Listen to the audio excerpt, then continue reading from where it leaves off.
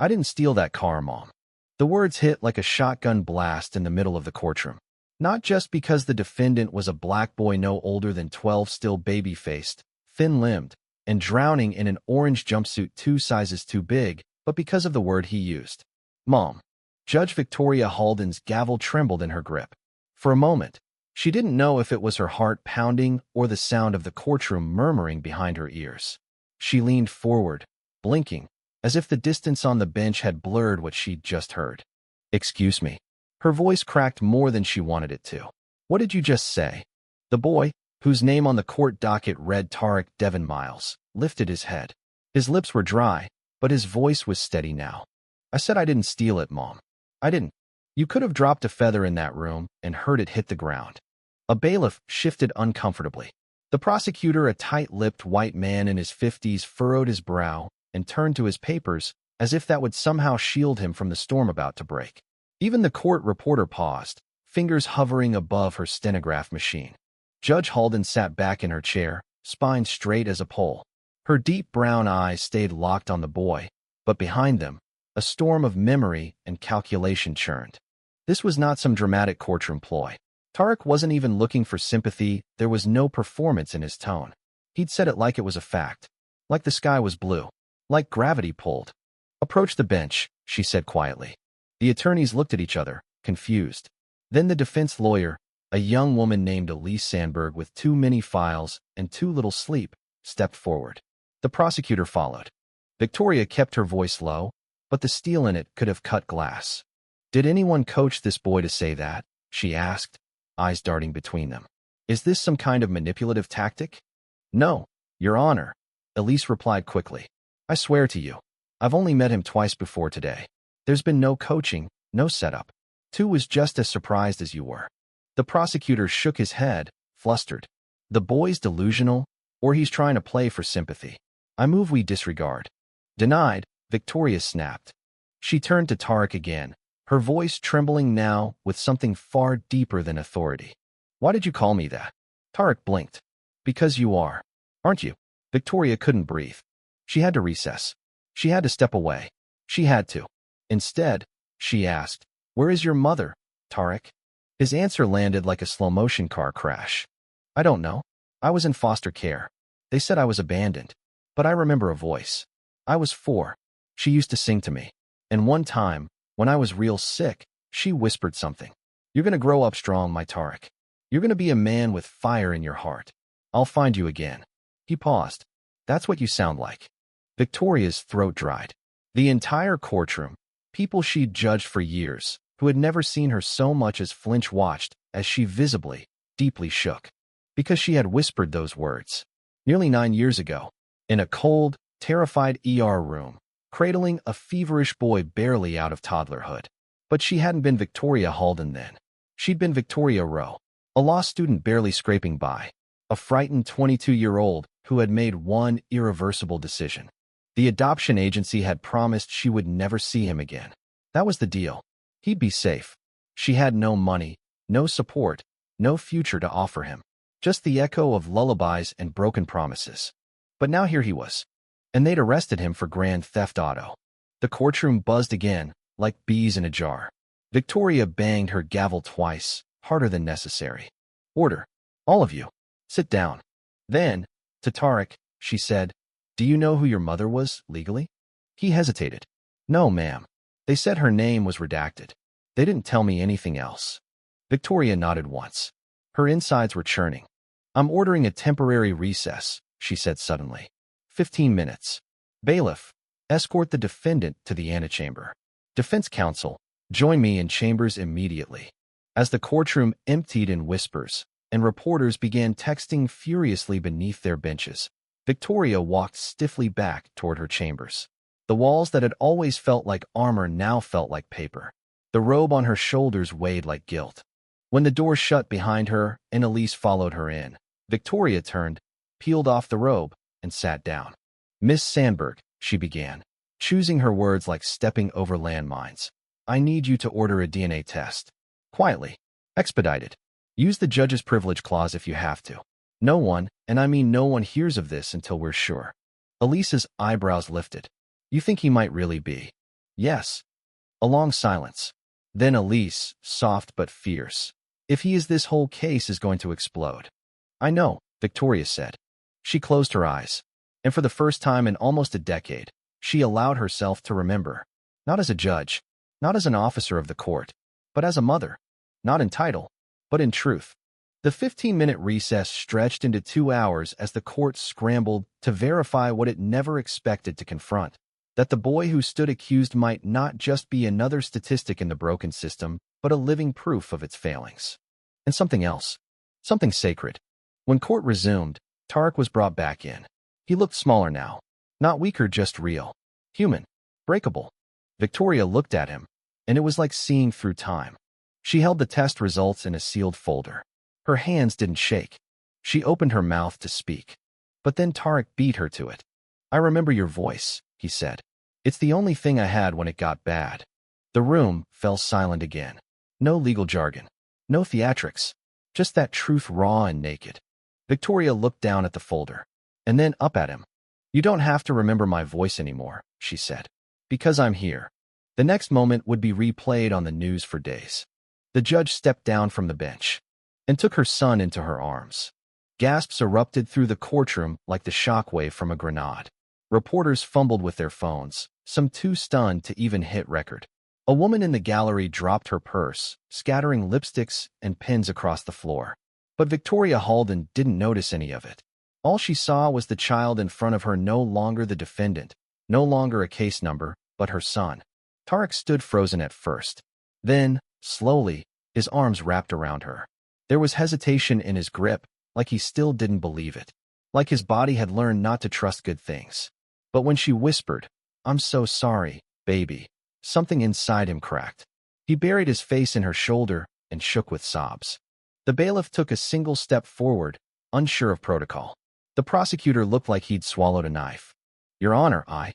She turned her head just enough to speak, her voice low but razor sharp. Sit down. Then, holding Tarek's shoulders, she gently pulled back. His cheeks were wet, his eyes wide. She took off her judicial necklace, the golden scales of justice, and pressed it into his palm. You don't belong in this jumpsuit, she said. You never did. He nodded, too choked up to speak. She faced the room again, holding his hand tightly. This court is adjourned for today. All pending motions are stayed. I will be filing a formal recusal from this case by the end of the day. But, Your Honor, the boy, the prosecutor started, his voice rising. Victoria cut him off. Is my biological son, and I will not allow this court or this system to bury him again. The silence was volcanic now, not just shocked heavy, reverent, witnessing something sacred in a room built to strip people down to paper and facts. She walked out with Tarek by her side, like no one else in the world mattered. Outside the courthouse, the news vans were already lined up. Microphones pointed, flashes popping. But she didn't stop. She shielded Tarek with her body as they made their way through the crowd. When someone shouted, Judge Halden, is this true? She looked back only once. Yes, she said, and I'll say more when I'm ready. But right now, I'm going home with my son.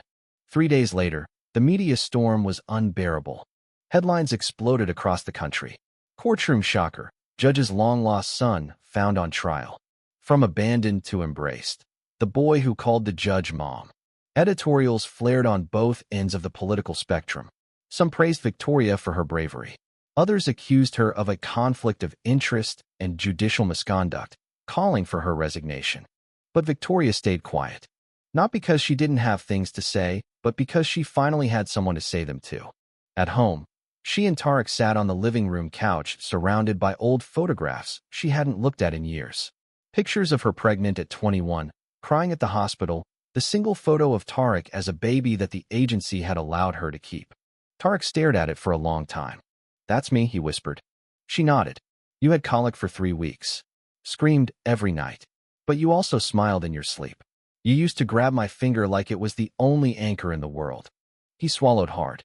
Why'd you give me away? Her breath caught. She'd prepared for this. Rehearsed it. But it still shattered her. I was alone, Tarek. I was 22. My parents disowned me for being pregnant. I had no job, no degree, no home. I was scared I'd raise you in poverty. In fear. I thought adoption would give you a better chance. He looked down. It didn't. She closed her eyes, pain slicing through her. I know. I was in 5 foster homes. I got hit, ignored, told I'd never be anything. And I kept thinking if my mom gave me up, maybe she knew something I didn't. Maybe she agreed with them. No, she said fiercely. God, no. I gave you up because I loved you. And it was the worst mistake I ever made. His voice was a whisper. But you became a judge. Yes. After you were gone, I had nothing left but the law. I thought, maybe if I couldn't protect you, I could protect others like you. A long pause. Then he asked, and did you? Her eyes filled. Sometimes, but not enough. That week, a court-appointed social worker, Miss Lacey Brewster, visited them to conduct an emergency custody review. She was a composed woman in her 40s with thick-rimmed glasses and a clipboard that never left her lap. Judge Halden, I'll need to ask you a few personal questions, she said, her tone clinical. Victoria nodded. Do you believe you can provide a stable home for Mr. Tarek Miles? Yes. Do you have any concerns about his adjustment or behavior? Victoria looked over at him, playing quietly with the dog she'd adopted for him the day before. He's been through hell, but he's not broken. He just needs love, and safety, and a chance. Miss Brewster scribbled something down. Then she turned to Tarek. Tarek, do you want to live here? He didn't hesitate. Yes, ma'am. More than anything. Do you feel safe with her? He looked over at Victoria. For the first time in my life. That night, Miss Brewster filed the recommendation. Custody granted pending final hearing. No risk to child observed. Victoria cried in the hallway alone. Not because she had won something, but because she was finally being forgiven. But the world wasn't done with them. 2 weeks later, the police department, embarrassed by the media firestorm, announced a full review of the arresting officers involved in Tarek's case. Body cam footage leaked. It showed officers tackling Tarek near a parking lot, laughing, one saying, "Another little thug learning early." The footage went viral. Protests followed. Civil rights groups demanded broader investigations into racially motivated juvenile detainments. Victoria, though no longer sitting on the case, found herself pulled into press conferences, interviews, speaking engagements. She became not just a mother reclaiming her son, but a symbol. Still, all she wanted was time. With him. One evening, after a long day at a youth justice panel, Victoria walked into the kitchen to find Tarek cooking. Or trying to. The pan smoked. Eggs burned. He looked up sheepishly. I wanted to surprise you. She laughed, truly laughed, for the first time in years. Consider me surprised. He grinned. I'm not good at cooking. You'll learn. Just like you're learning everything else. He nodded, then asked, Are you scared? About what? Everyone watching us. Judging us. She walked over, turned off the stove, and took his hand. Let them watch. Let them judge. They don't know what it's like to lose a child. To get him back. To feel hope again. She squeezed his fingers. I'm not afraid of the world anymore, Tarek. I've already faced the worst pain there is. He looked up at her, voice soft. And what was that? Living without you. He hugged her then. Not awkwardly. Not with hesitation. With belonging. The following month unfolded like a test of endurance, not just for Victoria, but for the entire justice system that now found itself under fire. The leaked body cam footage had set off a firestorm. Across the nation, youth activists organized candlelight vigils outside juvenile detention centers. Public defenders came forward with reports of cases eerily similar to Tarek's. Black boys held without cause, forced into confessions, or simply overlooked. Victoria, though no longer a judge on record, found herself at the center of a movement she hadn't meant to start. She was invited to a televised town hall about juvenile justice reform, and though she initially declined, Tarek looked her in the eye and said, You should go. Why? She asked. Because I won't be the last unless someone like you says it out loud. So she went. The studio was packed. The moderator introduced her with more reverence than she was comfortable with, calling her the former judge who redefined justice by reclaiming her son. But when the questions started, the room got cold. Judge Halden, do you believe you were emotionally compromised on the bench? She took a breath. Of course I was. I'm human. Every judge is. But I didn't violate the law. I recused myself the moment I realized there was a conflict. But don't you think the damage was already done? That the perception of bias undermines the public trust? I think the real damage, she said calmly, was done the moment a 12-year-old black boy was thrown into the system without an attorney present, based on circumstantial evidence, and no one thought to ask if maybe he shouldn't be in an orange jumpsuit. That's the breach of trust. The crowd applauded. Some stood. After the segment, a mother approached her backstage. Latina, mid-30s, tears in her eyes. My son's in lockup. 16. He stole food. I don't know what to do. Victoria didn't hesitate. Tell me his name. I'll make calls. That night, when she returned home, she found Tarek asleep on the couch, a book open across his chest, The Souls of Black Folk. She sat beside him, brushing a curl from his forehead. Fire in your heart, she whispered. Just like I said. But peace wouldn't come easily. 6 weeks after the courtroom incident, Victoria received a notice from the Judicial Conduct Board. They were opening an inquiry into her handling of the case. She wasn't surprised, but she was exhausted. Should we be worried? Tarek asked quietly one night. No, she lied. Whatever happens, they can't take me away from you now. But the truth was, they could try. If they ruled that she had violated ethical standards, her license to practice law could be suspended. And if they deemed that her home environment was unstable because of ongoing legal proceedings, child services could intervene. It felt like déjà vu, the system circling like vultures, prepared to punish not the crime, but the story. Elise Sandberg, now more friend than attorney, warned her bluntly. They want you quiet, Victoria. You embarrassed the institution. If they can't silence you with guilt, they'll try to strip you of legitimacy. I'm not stepping back, Victoria said. Not now. She launched a pro bono foundation called Tarek's Fire, named after the spark she now saw in her son's eyes. The mission was simple: offer legal defense and emotional support to wrongfully accused youth in foster care. Donations flooded in. Volunteers signed up. And so did enemies. She started receiving hate mail, anonymous phone calls, threats. One letter, typed and mailed from out of state, simply read, "We don't need more criminals raised by criminals." Tarek read it before she could hide it. Is that what they think I am? No, she said firmly. That's what they hope you'll become. He clenched his fists. Then let's prove them wrong. The formal hearing before the Judicial Conduct Board was scheduled for a Tuesday. Tarek wanted to come. She refused. This isn't your burden, she said. But it's my story too, he replied. She paused. Then write it. Tell it. Not with a gavel, with your voice. So he did. That week, while Victoria sat in a sterile courtroom facing questions about ethics and professionalism, Tarek stood on the stage of his new school, reading his first public essay for English class.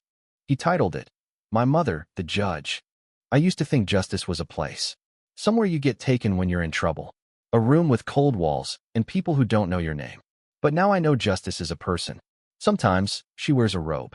Sometimes she holds you when you cry. Sometimes she's the one who lets go, and sometimes she's the one who fights to hold on. I met justice when she called herself Mom. And now, I carry her voice wherever I go. His teacher cried. The class stood. The principal made a copy of the essay and sent it without permission to a local paper. Within 48 hours, it went viral. Victoria's hearing lasted 5 days. At one point, a board member, an older white man with a dry voice, asked, Do you admit that you compromised the neutrality expected of your position? She met his gaze. I admit I chose humanity over procedure. And I'd do it again. And you don't believe that sets a dangerous precedent? I think the dangerous precedent, she said quietly, is pretending that neutrality means turning away when a child calls out for help. In the end, the board issued a statement of admonition with recommendation. She would retain her law license, but her judicial position would not be reinstated. She walked out of the hearing with no title, no robe, but everything she had ever lost. Tarek was waiting for her outside, standing beside Elise and holding a small bouquet of sunflowers. You were amazing, he said. I was honest. Same thing. She knelt, hugged him. Come on, let's go home. They didn't speak for the first few minutes of the drive. The sky was low and gray. Rain tapped the windshield. Then, softly, Tarek said, They might have taken your bench, but they didn't take your voice. She looked at him, eyes shining. And they'll never take yours. Spring came slowly that year. Rain gave way to sunlight in patches, like hope testing the air after a long winter. Victoria spent her days working full-time at the Tarek's Fire Foundation, now housed in a small downtown office next to a nonprofit literacy center. She didn't wear a robe anymore, but people still called her Judge. Old habits, she guessed. Or maybe they just couldn't see her any other way. Tarek thrived. He started therapy, joined the school debate team, got a part in the school play 12 Angry Men, ironically, cast as juror number 8, the lone voice of reason. Victoria sat front row and cried through the entire performance. He also started writing more poetry, mostly. It was raw and honest, sometimes angry, sometimes aching. She once found a line scrawled on a napkin in his backpack. They asked if I had a record. I told them I had a voice. But even as their lives slowly settled, the storm around them didn't fully subside. One afternoon, Victoria was meeting with a 14-year-old named Devin, arrested for loitering with intent, outside a convenience store. No weapon, no theft, no incident, just looking suspicious in a hoodie. I was waiting for my mom, he said quietly. She works the night shift. I didn't want her walking home alone. Victoria didn't respond right away. Her fingers hovered over the case file. Then she looked him in the eye. You don't belong in here, Devin. You belong at home, at school, with your mom. You think they'll listen? No, she said honestly. But I'll make them hear. That same night, she walked into the kitchen and found Tarek at the table, bent over a notebook. What are you working on? She asked. A speech. I'm gonna run for student council. She raised an eyebrow. Really? Yeah. I figured if I can argue in court, I can argue for vending machines. She laughed. Then her eyes softened. You're becoming exactly who you were meant to be. He looked up. Do you ever think about what would have happened if we didn't find each other again? She hesitated. Every day. He nodded slowly, then said, Me too. But I think maybe I would have found you anyway. Someday. How do you figure that? Because your voice never left me. Even when I didn't know whose it was. It was always in my head, telling me not to give up, telling me I mattered. She reached across the table and took his hand. You do. Later that week, she opened an envelope sent anonymously. Inside was a typed letter. Judge Halden, I was in your courtroom once. You don't remember me. I was 17, charged with assault. I was angry, scared, and I didn't trust anyone. But you looked me in the eye and told me I could still make something of myself. That words mattered. That people saw what I showed them and I could show them something better. I'm in my second year of college now, studying criminal justice, and I want to become a public defender. Thank you for not looking away. No signature, just the initials, DS. Victoria read it twice, then 3 times, and she smiled. By summer, Tarek's fire had taken on 8 juvenile cases and helped reunite 3 foster youth with extended family. Local colleges invited Victoria to guest lecture. Her TED Talk titled, When Justice Wears a Human Face, racked up over 2 million views. But not everyone celebrated. A prominent state senator publicly criticized the foundation, calling it an emotional overreach cloaked in activism. He accused Victoria of weaponizing her personal story to undermine judicial objectivity. She didn't respond. But Tarek did. He published an op-ed in the Baltimore Sun titled, My Name is Not a Weapon, where he wrote, You call our stories dangerous. I say they are necessary. You want justice clean, quiet, procedural. But justice is not tidy. It is not blind. It has a voice. And sometimes that voice sounds like a boy screaming from a jail cell. Sometimes it sounds like a mother crying in a courtroom. You want silence. We want truth. The article went viral. A high school junior. A foster kid. A boy once accused of being a thief, now speaking like a man with fire in his chest. Victoria read it over and over again. Each time, she whispered the same thing. That's my son. On Tarek's 13th birthday, they didn't throw a big party. Just a quiet dinner at home, fried chicken, cornbread, and the lemon cake she used to bake back in college. They played music, danced in the kitchen. For a moment, it felt like time had forgiven them. Before bed, he looked at her and asked, Do you think I'm broken? She froze. Why would you ask that? I heard a teacher say it once. That foster kids carry trauma. That we're damaged. She knelt in front of him, her hands gently cupping his cheeks. You are not broken. You are battle-tested. There's a difference. His eyes filled. Sometimes I still feel like that little kid no one wanted. Then let me say it again. I wanted you. I want you. Every day. I was just too afraid the world would crush us both. He hugged her then, tighter than ever. And for the first time, she didn't feel like a woman trying to become a mother. She was one. That fall, Victoria received a call from Harvard Law School. They wanted her to guest lecture a new ethics course. We want to discuss real-world moral dilemmas. Your story is complex, messy, human. She flew out in October, leaving Tarek with Elise for a few days. When she stepped into the lecture hall, packed with students barely older than she'd been when she gave him up, she paused. This is not a story about a judge, she began. It's about what happens when the system forgets that behind every file is a name, and behind every name is someone's child. Afterward, a student asked, "Do you think you made the right choice?" Giving him up. Victoria thought for a long moment. "I made the best choice I could with the life I had then. And then years later, I made the only one that mattered. I chose him again. I always will."